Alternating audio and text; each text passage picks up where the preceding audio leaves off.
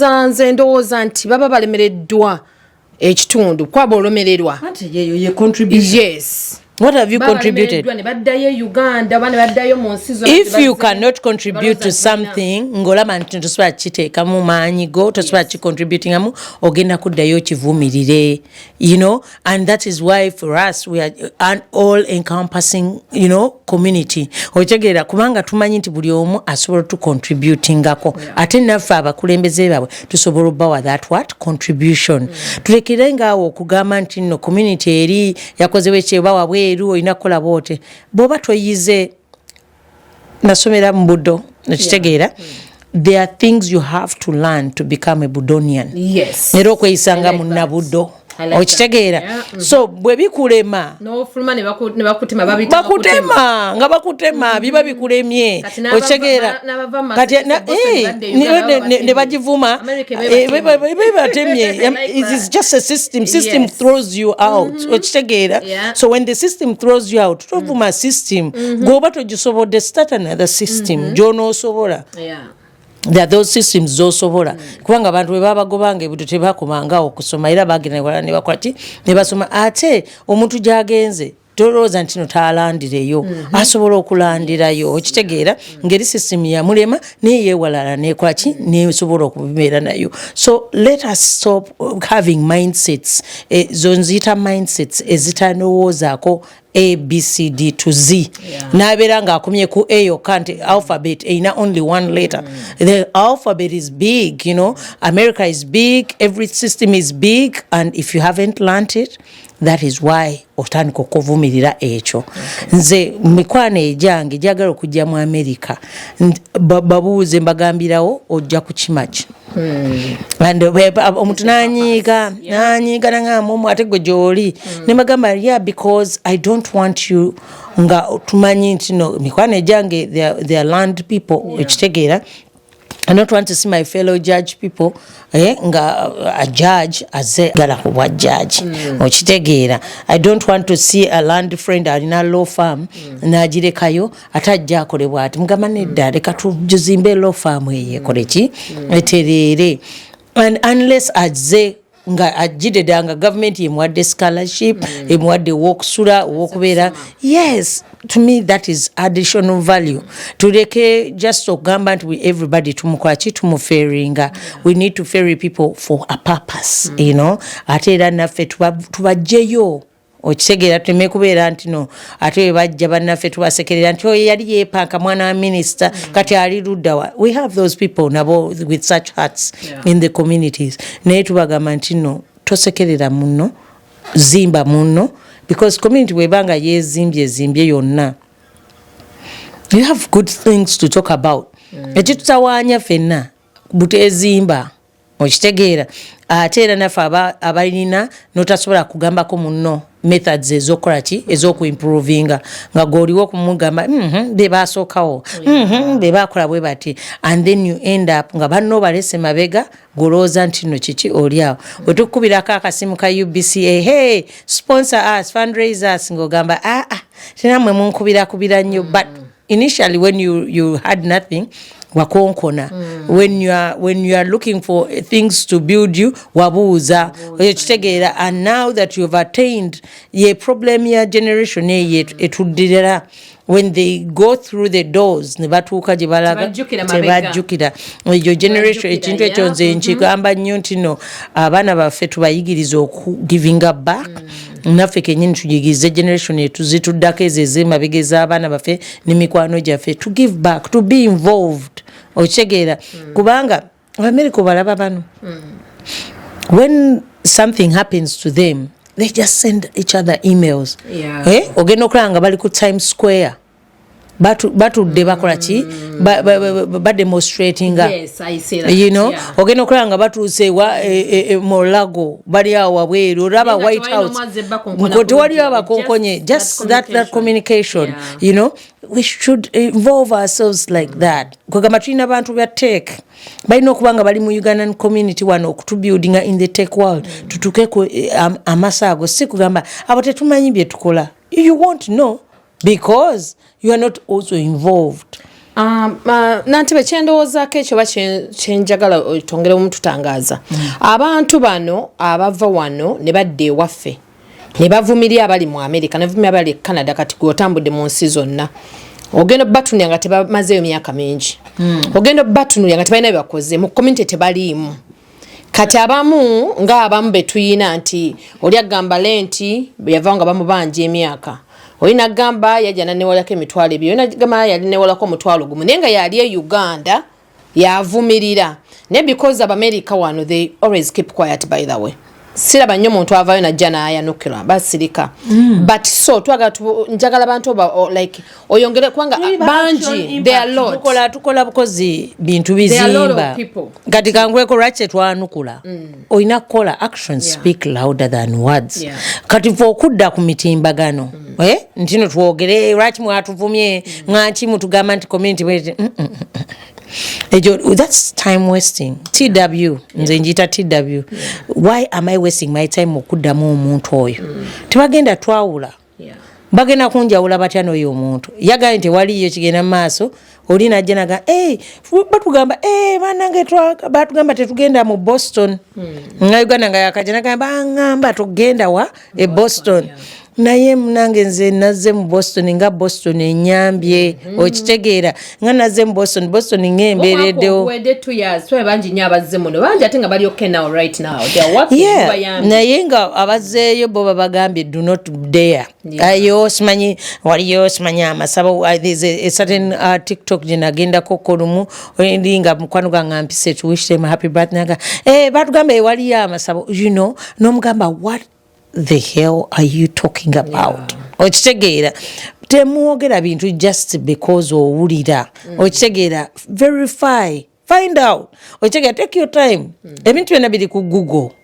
Okitegeera take your time, research, do some research.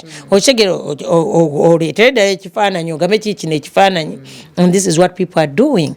Then now tutandika okukola ki okunoonya. Then we're not going to do things of hearsay. Ne mu mateeka hearsay evidence is inadmissible. Okitegeera so sirina maanyi gatawaana ki nakola bintu ebyo bwe bityo jenina ya ku making a community great. Okitegeera time sirina yakudda ku bano abali ku TikTok gochi those are failures ne mbatawanirako okubategeeza kiki oba kiki nze yo time sigirina okitegeera njagala nnyo tubeere ne time nga etugasa we have short time on earth abantu baffe bafa tuzisaba in a minute okitegeera nakulaba last time ogabannange mujje twesange tugenda tuziika munaffe bafudde abantu baffe they are now people of my age abafa so my mindset is already attuned to certain things sikyasobola kubeera na mindset edda kuki kuwogganana kugamba abantu you are telling me what I don't need to hear oyagenze e Kampala nga maziwa n'emyaka mitono n'atwogerera system nagambye dda yakolaki ye yamujjamu yamuboola okitegeera sife twamuboola kati fe abakyali wano tetwagala kudaala kubanga naffe tetumanyi our fate okitegeera but we want to tell you that system gyeri ekola people who have come nze ngamba abantu abazze wano mu America in this shortest time frame like 5 years backwards abantu abo bakoze and they have made it in America in a short span right bayigira ku mistakes zaffe people who are beyond 5 years okitegeera batuyigirako and when they came when they're smarter okitegeera and they have tackled the system and the system is working for them tubeegomba and era tubasanyukira but kyetubasaba naffe bakoleki batuddizeeko nga community because singa tetwalenga strategies ezo to open their eyes nabo bali gudde mu bizibu byebimu bali abasooka bye bakwati bye bagwamu so ebintu ebyo abantu bagamba nti community tetukola ki but if community did not take time kusomesa kumega sure nti ebintu ebimu bebiteeka mu structures mwe zino okubeera n'okutegeeza abantu kubantu nze we najjirako mu America okukyala I remember waliyo nga abantu bagamba bannaabwe tofuluma okitegeera nga toyina mpapula togenda ku mikolo nga toyina mpapula bagenda kukwatirayo still even now kati babizeemu kubanga that is what they want to keep people nga bali mu fear teweekuumira mu kutya andi totiirira kugamba muntu akugamba nti no America nkyamu biki kumuddamu n'omugamba America yo gwe gy'omanyi yiyo naffe tuyimine yaffe gye tukwaki gye tumanyi kubanga what you see sinze kyendaba wali okozeeko kano ka message nakweza message noweeza omulala wetukira kwoli ebeera diluted nga si ye message wakoze ki gye wayogedde nyowoba ng'olaba microscope okitegeera oyinza okulaba nga gw'olaba emmunyenye ennene naye nga gwe gyendaba gubona otunamu ogenda kulaba ate esingako eki eri okitegeera kubanga it depends on where woba okoze eki ogitadde so leka tutandike okulaba community zaffe ng'ez'omugaso bambi mwe abali eyo abatuvuma mu community zaffe ffe tuziganiddwamu abaana baffe baziganiddwamu abantu abakyajja bakyaziganirwamu tugasiza ensi eno we've contributed to it and also naffe tufunyeemu mu nsi eno so ffe kulwaffe tuli ba mugaso ate era tuli bakyala nabaami balungi ekitegeera we are presentable tumanyi oluzungu twasoma we are educated ekyo kyo nkiddamu we are educated tojja kugamba muntu nti yasoma you can't be in America kubanga onoosobola otya okukola gye tukola yonna teboogera Luganda we use one language what is English okitegeera kati bajje tukola twogera luzungu gotandika otogamba nti waliwo munnayuganda tamanyi luzungu ekyo gukama woba oyogera ne banna abalina okuwuliza balina okiribatinga immediately that is a rebuttal immediately you know that word cannot exist kubanga nze gaye tulina ne bajjajja baffe 8 years nga alina okwogera oluzungu asobola okuyitawo and she does speak ate nga tafunye na interpreter n'asaba busa interpreter just okugamba nti ebimu ebyamateeka byenaaba simanyi n'omuntu yenna ayogera even the last man standing between Trump cannot know some things of the law. Never judges whenever you know could for research to know the matters of the law. So kakati gogamba otya munoncha ino kubanga byonna abikola ki abimanyi. Ekyo tekiriyo we are learning community, we are always learning, growing. Buli omu ayiga through growing and learning. So mulekerawo tukayanya ffe tuli eno tweyagala Mukama yatubikako obusubi tukyaliyo and we are a growing community, an educated community, a community that is even inviting others okujja kati batuwadde kibani. That was terrible. You know, tuseka kwaffe kwa naku sinti no tuseka because of tuseka nti no we ended up there, you know. But it's okay. Ebintu bichuka. Every government ekola byekola. Bebakiriza luli babigana luli bebakiriza ne babijjawo. That's how we are. We are America leero golonda yakuyamba to stay where you are. So I always urge people to get mu midterm elections, mugende mulonde totuula, use your ballot well, gende olonde so that tusobola okubeera nga ki ngebyate nabyo bituvaako byebadde batutaddeko. That is the only way tuyinza okukola ki okubijjako. Ne Uganda waliyo okulonda nabo abantu mbakubiriza mugende mukole ki mulonde, exercise your right ogende olonde and make sure that olonda ekintu ekigenda okugasa ate ekigenda okubeererawo in future. 2026 kapya chikatuyina just before tunakusiibula tuyinza okuba ng'osiibula nga sinnakuwa ddala the development. Munange we twajja mu buyinza buno oba mu gavumenti eno gye tuyita ekisanja kyaffe kati tuli ku kyakubiri. Naye when we started out with development twagala ku developing a community. Tetwagala community ng'edigida budigizi, but we want a community that develops. Kitegeera right now we are into making sure nti ebintu byaffe biri documented. So we are creating a roadmap of UBCA and we are at the same time to document nze tukatulina catalogs ezifuluma every year. Nga twagala every business and every occasion that happens in the community to catalog it. to be able to see it. Kati abantu abogera abakyala ababi abakola iki bagende kuba watuneko ku catalogs zaffe. Balabe ku bakyala who are learned abakoze ebintu. They are there, they are documented. Rakubanga munaigo batotabye ono bitegeera otya. So omwaka gwaffe guggwakera mbakubiriza abali nga batuuliza nga balina ebirungi bye bakola mu community yaffe eya Boston, even the whole of diaspora. I take in every article. I have the rest of the diaspora and mumpereze your articles and then let's put them in the magazine, let's document them and let's have a good community. Eyo nenvayo. Nyabo last year nakwata ku nkumbi eyo nenima musama breaking ground tino twakola agricultural project nga twagala abantu batandika okukola ki okulima. Eyo nno okulima nakujja mu Michigan, abantu be Michigan mu Yuna namusanga mu Yuna omukyalo oyo ne twogera naye nanyumiza okulima era nanyumiza nti omwami omulala abayamba kava mu Washington DC. Kale n'olwekyo kati naffe tutandise era ngamba abantu abali entino kati they are writing, we are registering for the plots of land okitegeera. So wabanga oli ku agricultural project please come out okole ki tuwandike excuse me erinnya lyo tukuteeke kuki ku agriculture. So muna twalima mwine enkumbi zineze waffe nyini ne gambutu munange tulina nkumbi ze waffe zene masembe tulina twalima ebijanjalo twalima gun spinach ne tulima biringanya ne tulima entula ne tomatoes n'obutungulu tebwadda smirach tebwadda. I don't know our tests bajita test trial. So twajimala wano ewaffe nyini kwa 115 tuteeka wali ku kayad kafa katono ku parking lot ne tugamba munaye jangu kime ku bintu abasobola okukima ne bakola ki ne bakima.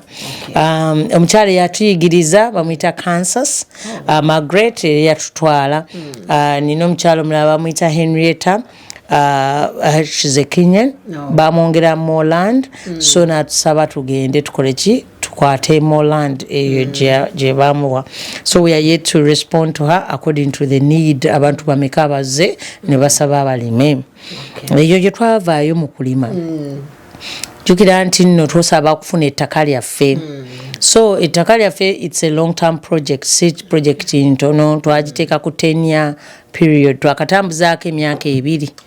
Kitegeera naye nga kye tusinga okwagala ku ttaka lino twagala guno omwaka gwaffe gena kwa gwa 3. Tusaba nti n'abantu abakoze eki bacontributing mu ttaka it's 2.5 million. Kitegeera okugifuna. Kati tusaba nti nno twagala abantu 15,000 nga baleeta $5. $5 bikubula bitya? Bikubula bitya ani? Abantu 5. Abantu 15,000 $5. Muntu sobolozirete. Anti ye muntu omu. Omuntu omu wa $5. Twetaaga abantu 15,000. Nene mbuuza nti ani abantu balaba nti sente nyingi naye kankugambe bwe. Babanga afunye atana n'ekikumi nedda muna takwatana kwata olaba kano ka slip. You can have kakano naka pay slip okitegeera gwotwalayo lw'ataano banka ekuwaaki slip noddayo lwakumi paka lw'onofuna busiripu bw'okumi okitegeera ng'ojjanga nti obugundu bwange bukoze eki buweddeyo okitegeera oba kwata 10,000 buli mwezi ng'oteekayo 10,000 kati tuli mu January botukira mu May gwagoli already on those people okitegeera twetaaga abantu 15,000 be bagenda okufuna shares mu ttaka eryo era tujja okuwandiika oloza kubamu abasasudde tubatadde abantu bategedde gundi asasudde gundi oli nekimbeko nakama nange nokusaswa because abamu tebaagala kubeera anonymous anti munaye nkankuleko abantu bo balowooza nti n'emitu bino eby'essente tebaagala nnyo airing tebaagala amannya gaabwe kubeera eyo abantu booteeka erinnya ku mukutu nga balitambuza eno n'eri kati abantu babeeraga erinnya lyange saagala likole ki litambule. So you never know who exactly is or who is not bo baagala babeereeyo tubawandike olunaku luli olusembayo nga tukola ekiyinja kyabwe you know the monument of them bagenda kufuna monument as the shareholders mu land omwo ne tuvaayo ku land okwo nno twagala tudeveloping ekoki naffe no tugenda kwekolamu omulimu aba TV yes good funeral home tujja okutandika nayo tuyina event center eyo ya mugaso tetuyinza nagaa nti gye tugenda okutandika nayo ye yina okubeera nga yasoose dda okitegeera event center town hall kugamba tubeere nga tulina wetukolera emikolo office yaffe eno naye ebeere kweri ettaka twagala gym twagala bank tukola bank bagiyita credit union able credit union nga twali tugikoze nga diaspora credit union naye nebeera nti nno erinnya baalitwala dda so kati ne tusalawo tukole able that we are able to create a credit union so tugamba nti are you able so that ableness gye twavuddemu okuvumbulamu ki ebanka eno nayo twetaaga 2,000 ku bantu 3,000 and that is the resource gye twetaaga then government etwongerezeeko and then our bank is in use kakati ffe bennyini ffe tukoze eki twegayaaliridde omanyi kati nabali batuvuma banga balaba tetulina kyetukoze eki kyetwekoleddewo naye tukola ebintu ng'ebyo ndooza bwe batandika okuddamu okutwagala otuvuma batusanga tubagamba bugamba gundi naawe soko tunuulire kino soko tunuulire kino kati naffe bennyini tulina okwekolamu omulimu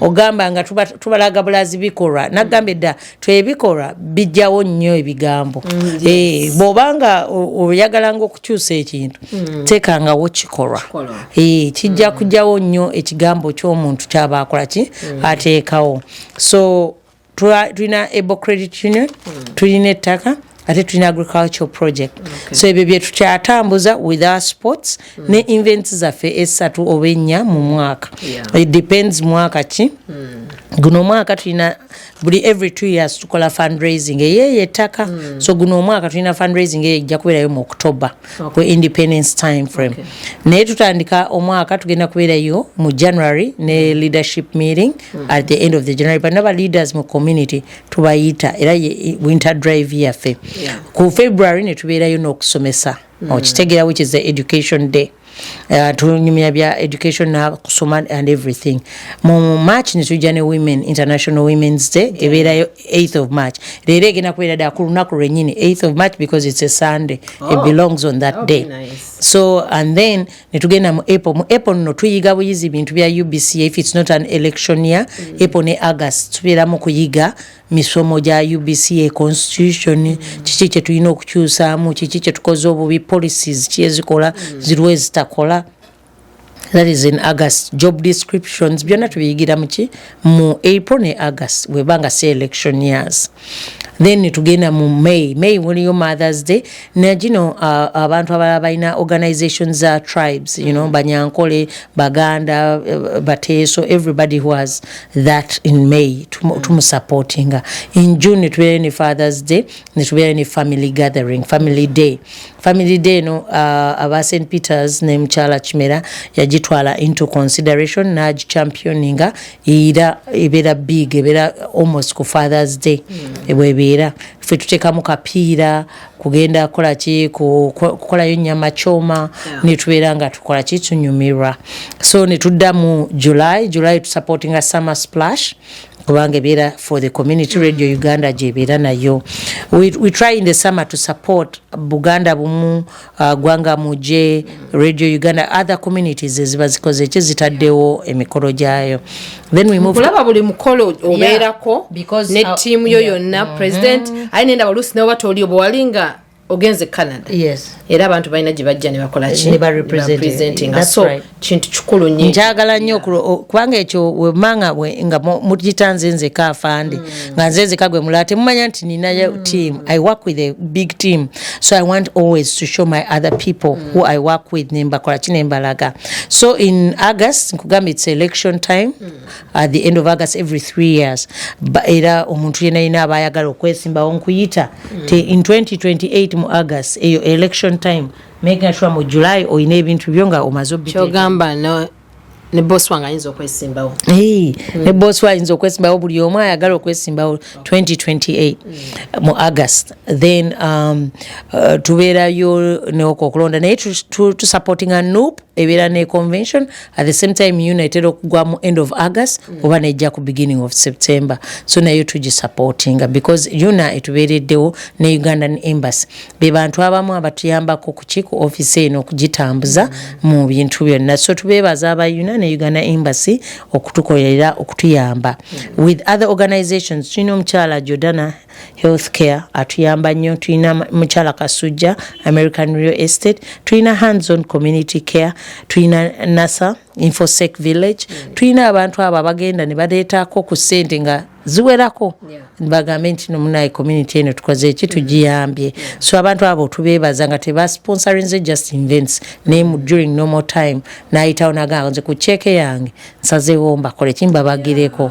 Ekyo ekintu kikulu nnyo. Tubalina abo mu community bambi bw'obanga sikoogedde naye ng'okikola nze nkwebaza kubanga you have done us great justice. We tuli wano twebaza bwebaza kubanga ebyo tukoze. Tulina omukyalo oyo Batina yakayigenda mu Africa Luxury agenda e Kampala and does touring. Abantu ne bagenda ne batouring ebintu bye different game parks nenga yabatwala to show tourism. So atukozeemu naye bulungi nnyo wano omulimu aba world system builders eyo financial literacy mukyala Kanika Kapalaga Mwami Muyanja Ronald Rogers naye atukoze bulungi. So generally tusanyuse nnyo okulaba nti n'abantu bano bafa ku community ate era bazza mu community because they get the clientele from the community. So kibakakatako okuzza abantu abasigadde. We have people like Chala Zawedde, the two Zaweddes, waliyo Brenda ne wabeeyo ne Julie nabo batuyambye bakozeeko kyebakoze. So abantu bagenze batukolera mpola mpola okutumakinga sure nti wetuli. So mu November tubeera ne corporate dinner.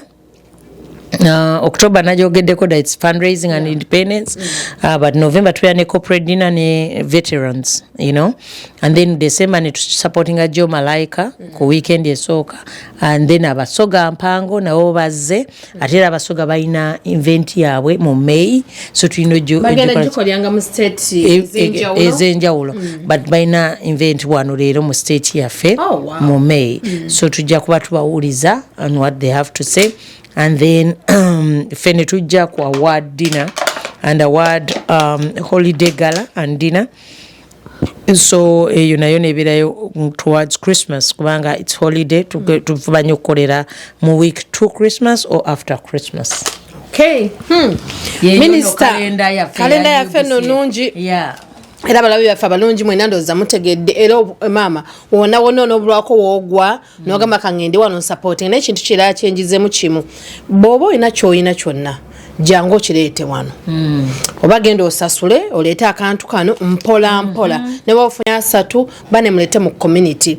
Ndaba abantu abasinga temufuddeeyo naye ate mufuna obuzibu afande momo gw'osookerako n'omukubira essimu talina bwagenda kukuyamba nga naye mu community tobedde active okitegeera ndowooza munange. So muveeyo tukole wamu ffenna tambuze ekintu nga kikola ki nga kigenda mu maaso. Nina omuntu kati ng'eyasalawo kugamba nti ayambaza Nantebe buli omu agenda nga Nantebe nga you very smart. Nina abakyala Nantebe bwe mba njagadde ne ttiimu yange yonna nga ka lipstick ffe tukakola. Nange tweyanziza nnyo.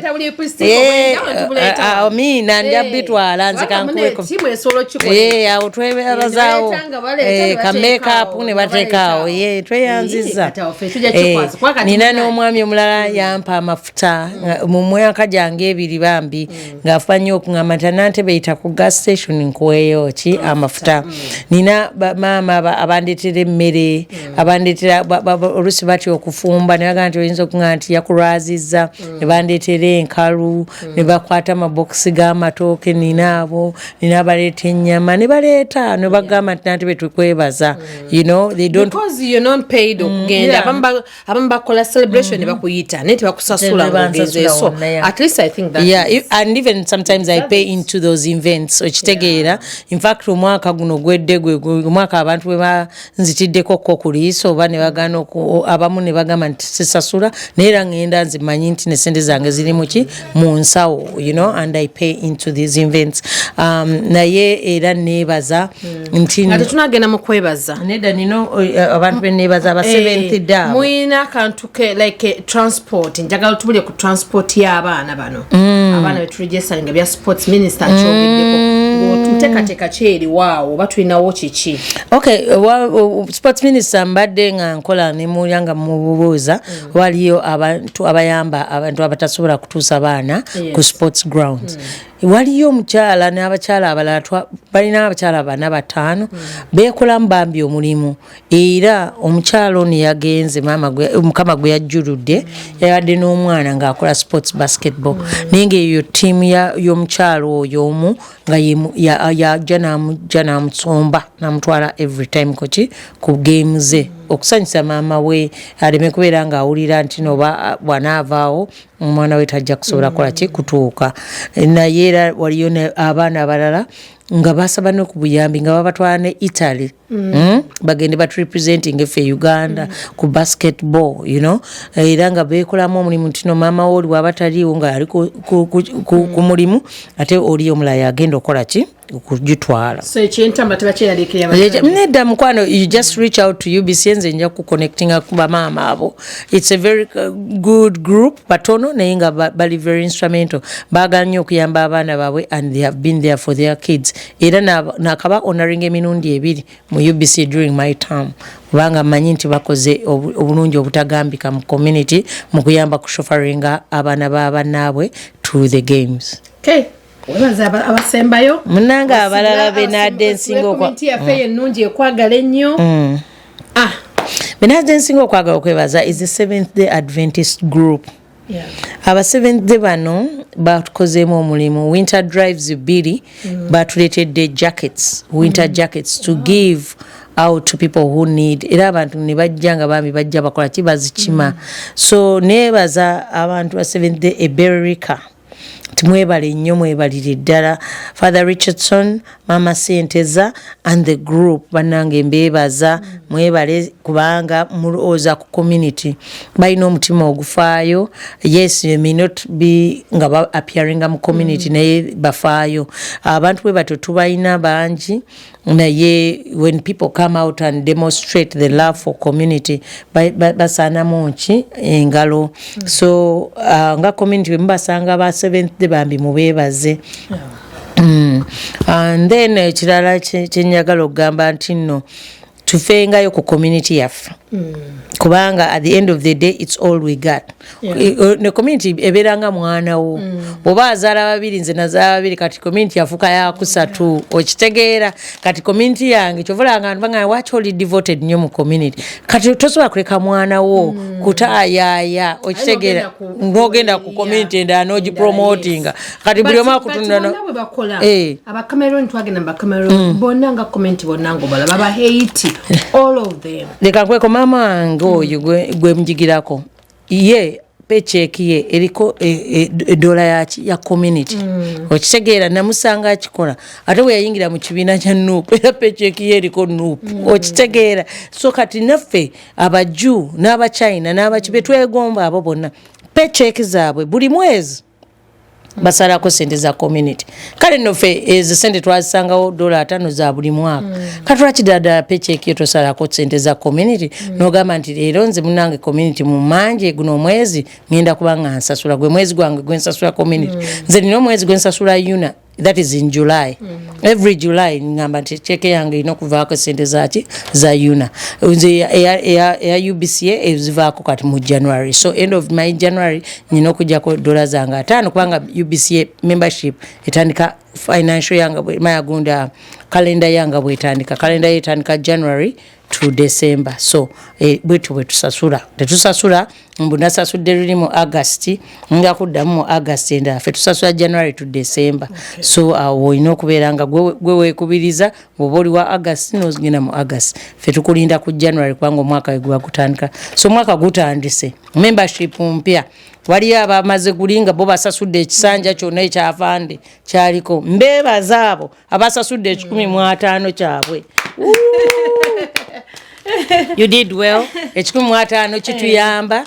Rent wa wano wa $100 amasanyalaze amazzi heat empapula inki ogabirako abantu abala 15 munange kya myaka 3 kyosasudde really tekimala okitegeera kubanga twetaga abantu bameka bayingire mu office muno buli mwezi tusasula singa baba batwadde ratano. So otwaje ntugama abatona abazze batuwe 15 kyabe bamaleyo temebba banja tumanye nti no batuyambye okupushingako tusobole okubeera nga wetuli tubeebaza mwenna pensinga kati kyenjagaliza buli omu kubanga kati now it's affecting us. More health. Amen. You know buli omu mwagaliza obulamu bwe bugagga tetusobola kukola kinne ekimu ng'obulamu bwaffe bukoze eki butoni wadde oba bukendedde. Kale n'olwekyo mbagaliza obulamu mwenna mu 2026 n'ensawo engabizi ate nga ngagga. Amina. Kyekyo kyokka nze Mukama abeere nammwe.